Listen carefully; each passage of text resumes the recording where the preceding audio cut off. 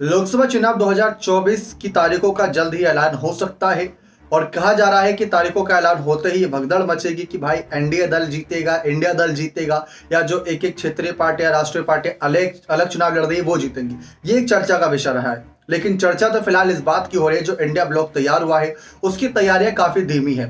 ना तो seat sharing पर कोई पूर्ण रूप से बात साफ होती नजर आई, ना ही संयोजक पद पर कोई बात साफ होती नजर आई, ना ही पीएम फेस पर। ये तीनों ही मसले अभी आधे अधूरे नजर आ रहे हैं, लेकिन इस पर कटाक्ष भी बहुत ज्यादा किया जा रहा है। सबसे ज्यादा दो मसलों पर, एक संयोजक और एक पीएम पद के दावेदार पर। सबका यह कहना है कि बारात तो बहुत अच्छी सजी है, लेकिन बारात का दूल्हा कौन है किसी को नहीं पता। तो वही बात घुमा फिरा कर सबके सामने आती है। लेकिन अब चर्चा इस बात की है कि नीतीश कुमार जो हाल ही में नाराज हुए थे कांग्रेस पार्टी कुछ फैसलों की वजह से, नीतीश को संयोजक बनाया जा सकता है। ये चर्चा काफी समय से चल रही है, आज कोई नई बात नहीं है। इसकी जब तक पुष्टि नहीं हो जाती तब तक हम भी विश्वास नहीं करेंगे और जनता भी कहीं ना कहीं विश्वास नहीं करेगी। अब बात आती है पीएम पद की दावेदारी की।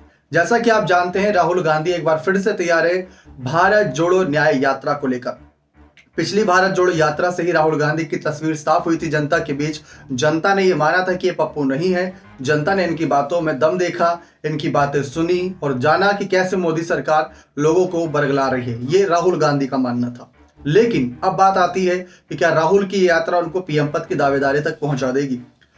जेडीयू के अगर समर्थकों की ओर गौर किया जाए तो उनका यह कहना है कि पहले तो आपने नीतीश कुमार को गौर नहीं किया, उन्होंने ही इतनी बड़ी बैठक बुलाई, उन्होंने ही सही विपक्षी पार्टियों को एकजुट किया, लेकिन उनको ही आपने नजरअंदाज किया, उनकी ही एक नहीं सुनी। तो अब हम भी संयोजक पद से नहीं मानेंगे, अब हमें चाहिए पीएम पद की दावेदारी। ये जेडीयू समर्थकों का कहना है। उन्होंने कहा कि अगर कोई पीएम फेस बनेगा तो वह नीतीश कुमार ही बनेंगे, इसके अलावा कोई और विकल्प हमें नजर नहीं आ रहा। क्योंकि 20 सालों का अगर नीतीश का राजनीतिक करियर उठाकर देखें तो ज्यादा दाग नहीं लगे हैं। एक ऐसे नेता है जो 40-50 सीट होने के बावजूद भी, इतनी कम सीटें होने के बावजूद भी बिहार के मुख्यमंत्री बने हुए हैं। चाहे भाजपा के साथ गठबंधन करे, चाहे महागठबंधन करे, तो ये दिखाता है कि क्यों बड़े नेता है, क्यों चाणक्य नेता है और सचमुच उनका राजनीति में एक ऑरा है, एक दबदबा है। तो वही बात आती है पीएम पद की दावेदारी पर। लेकिन क्या यह बात स्वीकार कर ली जाए कि नीतीश अगर संयोजक बनते हैं तो राहुल पीएम पद के दावेदार बन जाए।